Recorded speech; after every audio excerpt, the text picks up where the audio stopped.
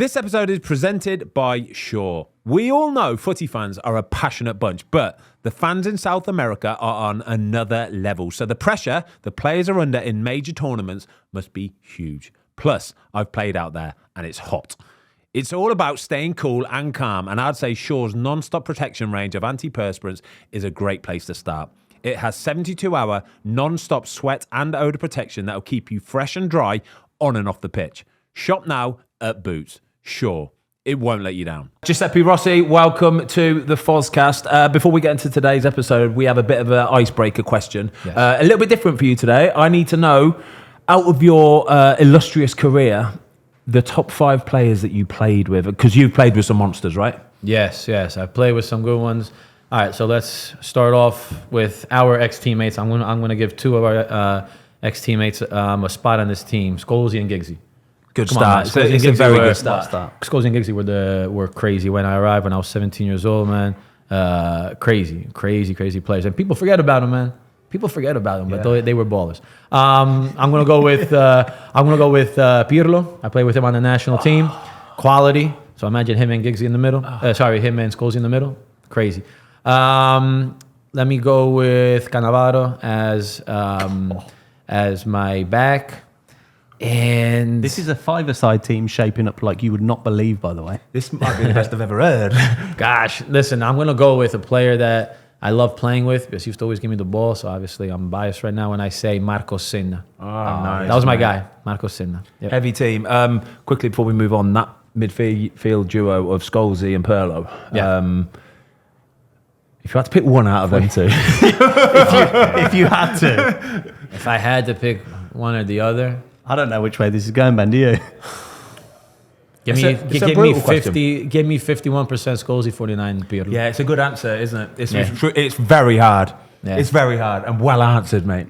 Well answered. Right, should we get into it then, all right? We were actual teammates, weren't we? Yeah, we were. We were at Man United for a little bit. This is 2000 and I'm going to say 4-ish, 5-ish, 6-ish, and then you left in 2007. Yep, I left 2007. I left for Villarreal. Yep. I left for Villarreal. So, yeah, we were there for a little bit, me and you. I arrived in 2004 from Parma.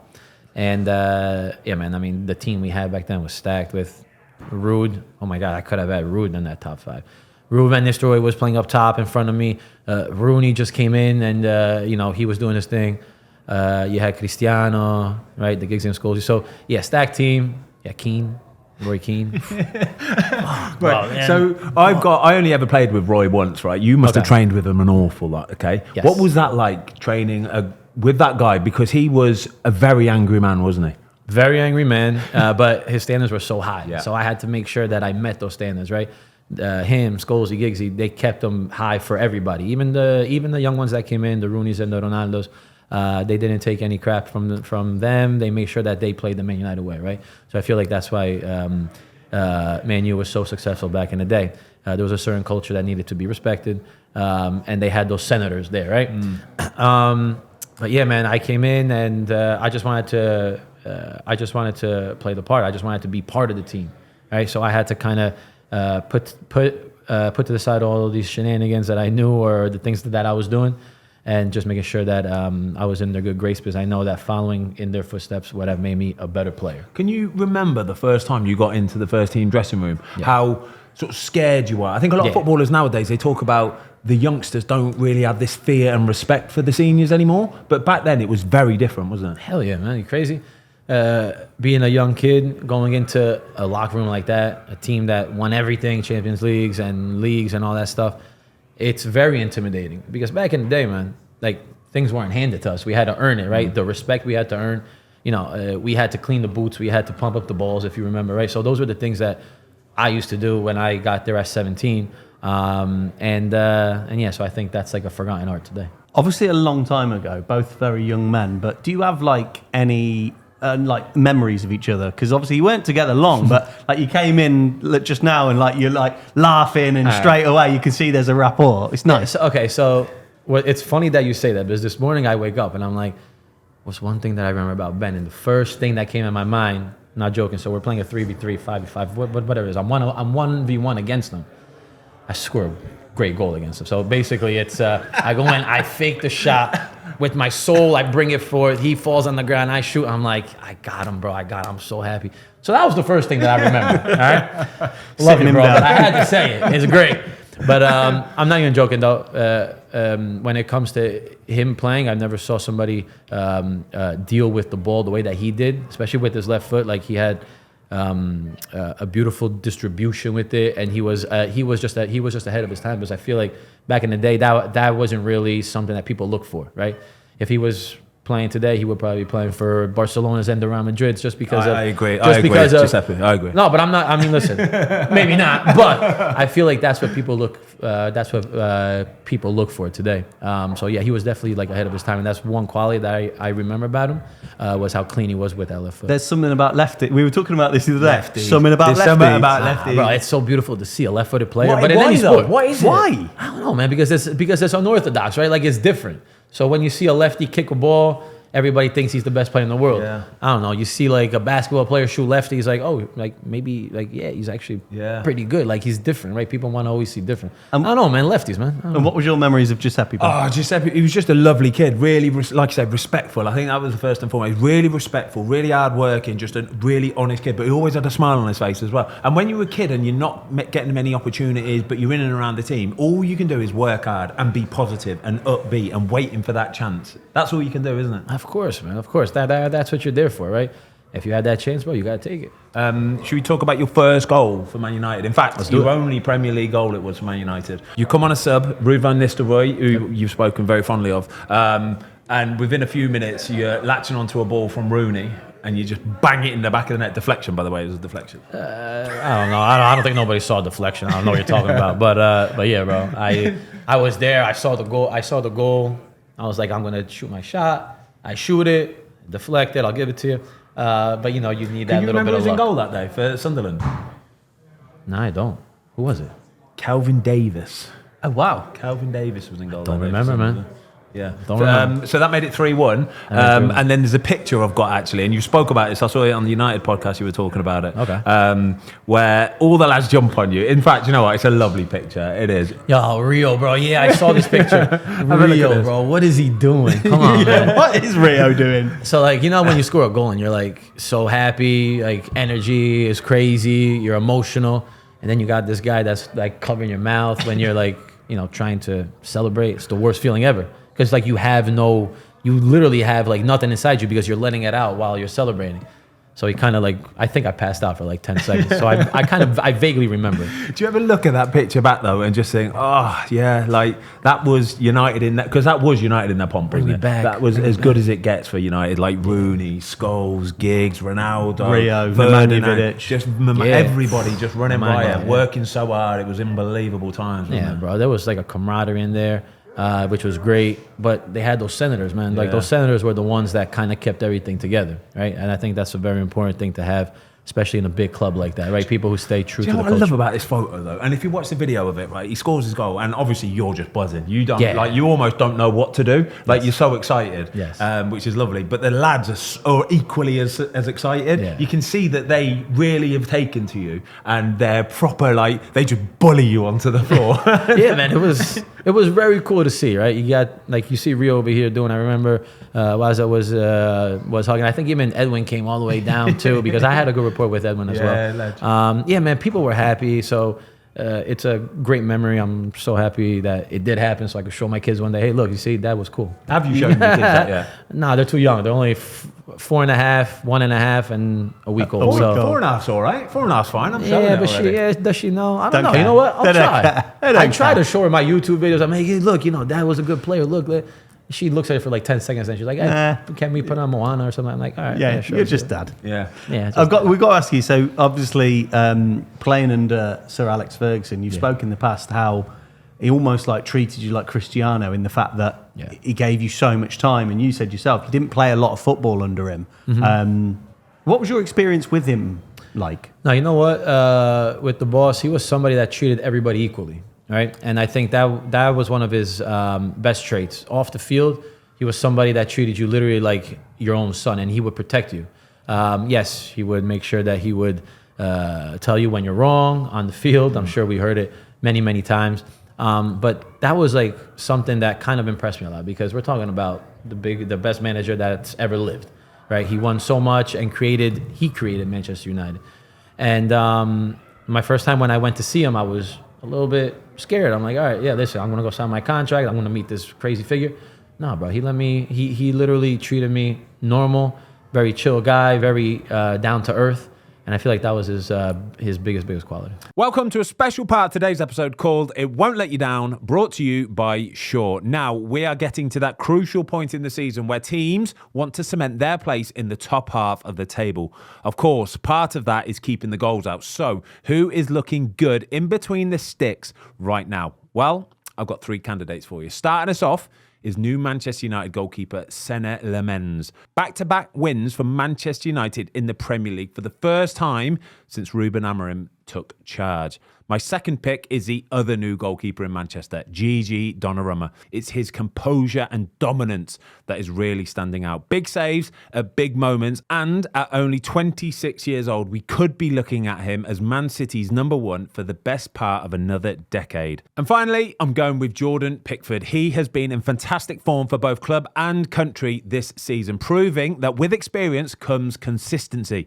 And having just signed a new 4-year contract with Everton, I'm hoping to see more of those consistent performances. My goalkeeper signing of the season has to go to Gigi Donnarumma at Man City, but my goalkeeper of the month award is going to the Belgian at Manchester United. Senne Lemens. It's been a fantastic start, and especially with how much scrutiny and pressure that he has been put under. We're all looking to perform at our best, so on the pitch and off it, Shaw's non-stop protection antiperspirants have 72-hour non-stop sweat and odour protection so you can stay fresh and dry with whatever life throws at you.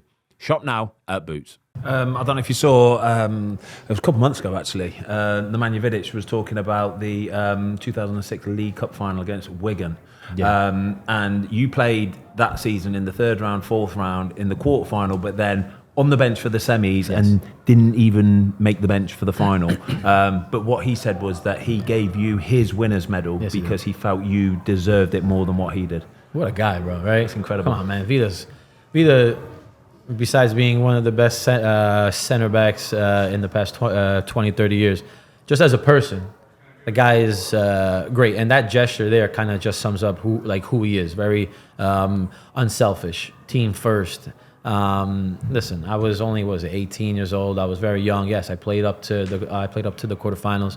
But he was humble enough to give me this trophy. And listen, I only met him, I think it was like a month that he came in and he was training with us. But he came in January. Yeah, he did, yeah. Yeah. So he was only there for like a month. So great gesture. I still have that there, and every time I do see that, that is a story that I tell to all my buddies, and I'll definitely be telling that to my family. Man, it's unreal, isn't it? Have you got much like memorabilia from your time at United? I actually, yeah, I do. Down at my mom's house, I still have a lot of things. As you know, I played a lot of reserve ball over there. We won everything down at the reserve team. Scoring many goals, records for goals, which is great. All these different titles, they give us all this stuff. I do have a lot of great memories that from Man United that I have sitting at my mom's house. Man, I actually went back to Man United, I think like 4 years ago to train, or 5 years ago to train, when Ole was one of the he was the coach. So I went there. I went to the museum again just to check it out, and they still have some stuff of mine when I was playing in the reserves. So I'm like, oh man, this is so cool. So cool. That's Ole was our reserve coach, like manager for a little while. And yeah, it was unbelievable, like proper turnaround. Yeah, that's fantastic. We've got to ask you. I didn't bring this one up. Ben brought this up this morning. Yeah. Did you do the South Africa pre-season tour? Yes, I did. Penalty shootout? Orlando Pirates, was it? I just remember going, that tour in particular, we went on a safari as well. Do you remember that? Yes, we I'm did. sure I've got loads of photos at home. Yes, we did. We went on a safari. Was it like a line? It was just a line. Yes. Lion cubs and stuff. Yeah, saw lions and cubs. Yep. I remember that we were in a fenced area with cubs and lions around there. I'm not joking, man.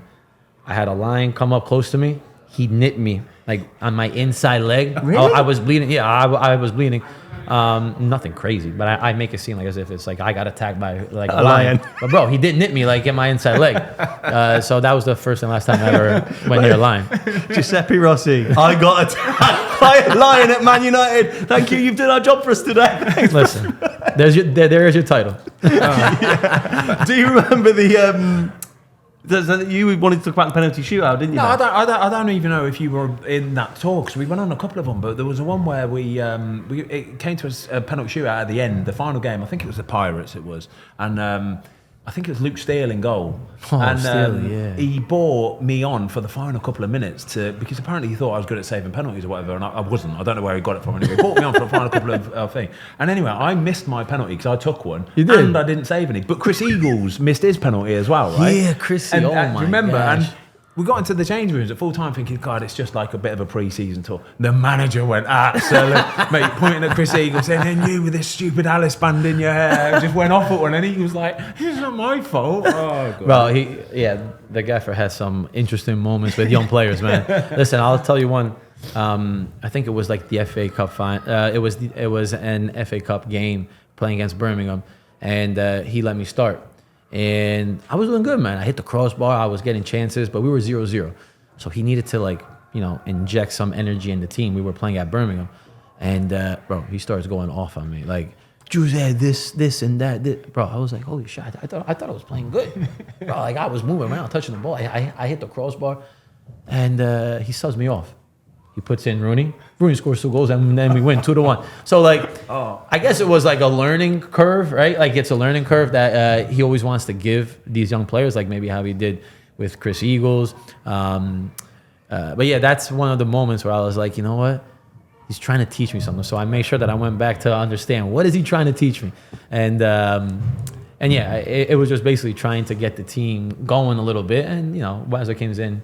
He just works his magic, and then we go through the second. So you're playing alongside, you're in competition almost with Wayne Rooney at that point, okay? Yeah, but I mean, do you see it though? Do you see what Wayne Rooney is about to become? Because they bought him a lot of money. He was, I think, 18 at the time, wasn't he, or whatever? So he would have been probably a couple of years older than you. Yeah, he's 2 years older than me. Yeah. Could you see what he was going to become? Yeah, he was something already. Like he was I'm not saying like a made player because he was so young, but. He had that experience, 100 games already in him? Yeah. Because he started when he was 16 at Everton. So, yes, of course, you're the same position and you're competing, but it's an unfair competition. You're talking about, Wazza, who already has 100 games, and I had 0. The manager did not buy him for the future. Oh, yeah. He was bought at that age for right then and there, wasn't he? Right. Was it Champions League hat trick? Was it hat trick? Yeah, it was against Fenerbahce. Fenerbahce. Yeah. I was there in the stands. I'm like, yo, this kid's 19 and he's scoring. He's only 2 years older than me, and he's scoring 3 goals in the Champions League game. Like, it was crazy, but it's an inspiration. Like, it's something that you chase, right? That's what you want. You want to get to those moments. So having players like him and Ronaldo, who as well was 19, 20 years old, having these young players having the success, you're like, yeah, that's where I want to be. We're nearly done with talking about Man United. We've got plenty more to talk about. Cosmos team, why we're here today. Before we move on, though, Wayne Rooney, quickly, just to finish it off, right? Do you think that moment when he signed for Man United, it was the perfect club for him? Because inbuilt in Wayne Rooney was this angry little fire, wasn't there? And joining that team of absolute monsters, real winners, it was perfect for him. Of course, man. I think that's what helped him propel to being the great player that he was. Having an environment that made sure that held him accountable, that he knew that he had to follow a certain path in order to be world class. I feel like having the guidance of those famous senators, of Fergie, and that culture around him, it helped him be the player that he was for Manchester United. So you always need the right people around you to be your best version of yourself, and I feel like that's what he needed. Was that the best grounding for you, do you think? Just being around that? Hell yeah. Instilling that from the get-go? Yeah, man, you kidding me? I mean, that's what turned me really into a professional. That made me understand the approach towards every training session, the approach towards the games, what it took to be a top-notch professional. So I took that with me throughout my whole entire career. Did you, when you left United, Yes. towards the end of your time at United, did you was your mentality almost like, I need to work hard and get in here? Or was it, I know I'm going to need to leave to play football? Yeah, that's crazy, man. I was thinking about that because I knew you asked that question. And I was like, should I like go in a little bit into detail or not? If you guys want the details, I'll give it to you. We had Carlos Queiroz. Do you remember Queiroz? Yeah. Horrible person. Horrible person. I came back from a stint at Parma where I scored 9 goals in 18 games. I was 19 years old. I was killing it. I did it great. And I came back with like, more energy. I'm like, hey, listen, I'm going to start fighting for some minutes because I think I deserve them after what I did. So preseason goes by, et cetera, et cetera. I'm doing well. He takes me to the side. He's like, you're not going to get no minutes. Don't tell your father or nothing, because my father used to follow me everywhere I went. So he knew that that he was my, my right-hand man. He didn't want me to say nothing to my father. He's like, don't tell your father, but you're not going to really get any minutes over here. So I think you should be looking somewhere else. So that kind of confused me, because talking to Sir Alex, he wanted to keep me. So that was a time where Queiroz had certain power, decision-making power, correct? And unfortunately, I was on the wrong end of it. For whatever reasons were, he didn't really see me as a player to be on there. I have my reasons, but whatever, we'll talk later about that. But I needed to find space in order to be a player, because I think if I stayed at United, I wouldn't have had the chance to showcase my talent, which I did at Parma in Serie A. So that's when the move to Villarreal happened. In Spain, in fairness, your scoring record is incredible, Giuseppe. Incredible. What was it about the Spanish league, La Liga, that you took to so well? Yeah, man, that's my football. Like technical football, possession keeping, angles, 1-2s, dribbling, goals, whatever the hell it is. That's really what it is with the ball. Things done with the ball. So taking what I learned from Man United and meshing it together with the way that people play in Spain, it was a perfect combo for me. And that's why I think I was able to excel. It's not only about the goals, but it's also the way we played the game, how I felt comfortable on the field every single time with Villarreal. So, yeah, man, it was the great moment for me. But when you joined that Villarreal team, Yeah. they were a serious problem, weren't they? They were a really good team. We're stacked, man. Yeah, You finished like second in La Liga. Finished second, yeah. Like you were always within that top 6, weren't you? Until obviously they got relegated. But Yeah. talk to us about that team. Yeah, man, we were stacked. Listen, it was I had a few partners up top. Nihat, I'm not sure if you guys remember Nihat, the Turkish player, Giuseppe Rossi, Spanish. John Dal Thomason as well, Danish player. But I got along very well with Nilmar. That's where we kind of formed a very strong partnership up top. Me and Nilmar, he's the Brazilian player. Scored many goals together, created havoc. But then behind us, you had Santi Cazorla. Come on, man. Santi's like, I never saw somebody just kick a ball with his right foot the same way he does with his left, right? So like, it's just crazy the way he played and how we would find each other. Marco Senna, Bruno, Robert Pires, play with Robbie, man. Yeah, Robert was a player and a half, man. Even though he was like 35, 36 and it was towards the end of his career, baller. Unbelievable stuff. Yeah, Godin, Gonzalo, Rodriguez in the back, man. Stacked. Joan Capdevila, crazy left back. You always need a crazy left back on the team. Who's in goal? We had Diego Lopez. Yeah, Diego Lopez. Yeah, Diego Lopez, man. Stacked. Stacked. And then I would always remember him as almost being a bit like enigmatic, the Argentinian player. We were talking about it when we were researching, going, was Giuseppe there with Juan Roman Riquelme? Yeah, so when I first arrived, Roman was there. And what was that, like in June, July, whatever it was, July. He was there, but he wasn't playing because he had some argument with the president. So the president said, no, listen, you're not playing. Go find yourself a team. During the summer, he didn't. He finally found a team. I think he went back to Boca in December. But in those 6 months, I was able to train with them. Bro, what a player. What a freaking player. Like, he was like mercurial, wasn't he? Yeah, he was that? Like mercurial. Like, he was just Oh, ridiculous. Bro, like majestic. Like he was just floating. He was floating. Really? What a player, man. He was very good at munting one from 35 yards and making it do that. And the way he protected the ball, man. If he put himself between the defender and the ball, you're never seeing it. He just used to float around the pitch, didn't he? Man. Yeah, too bad it didn't work out so much at Barcelona. Because they bought him at Barcelona, then he came to Villarreal, or was it opposite? Maybe from Villarreal he went to Barcelona. I forgot how it was. But at Barcelona, on the biggest stage, for some reason, he didn't really pan out. Do you believe, like, on that, do you believe that just certain players they fit certain clubs? 100%. I And think it might not be 100%. a reason. Well, listen, I think you get attracted to a team or a coach or a culture that fits you, right? But I think what separates that with all-star play, with like worldwide players, the best players that have ever played this game, is how you adapt, right? So you see, take Ronaldo, right? Take Cristiano for an example. Wherever he goes, he scores a bunch of goals, right? He's always decisive. He's always there. Yes, it's the mentality, but he's also able to adapt to certain things that are around him, right? Because you have to. Yes, when you get to a certain point, people adapt to you, Cristiano, right? But in order to get to that part, he had to adapt to his surroundings. So, maybe he wasn't able to adapt to the Barcelona ways, but when he was at Villarreal, man, Riquelme was just filthy. When you finished Frightening. second that season, who won it? I'm sorry? When you finished Oh, second Real that season? Madrid. They were only, I think they were 6 points ahead. What team we talking? What Real sort of Madrid, team was that? Capello was the coach. Yeah. And Capello went on, I think, a streak of like 10 wins in a row or Was something. that towards the end. Galacticos era? Yeah, that I was going to say that feels like at the end of Galacticos. But Zizou, era, no, that. listen, Zizou wasn't there. I remember Zizou wasn't there. I don't even think Figo was there because I never played against him. If I did, I would remember. And I don't think R9 was there as No? well. Okay, it must have been just... Beckham was there. Raul. Beckham Raul was there. was Beckham there? Maybe Beckham. Raul was there still. Oh, what a player, yeah, Raul. Raul. Ex-Cosmos player. I was Van just about to Nistelrooy? say, that's a nice little segue there. It was.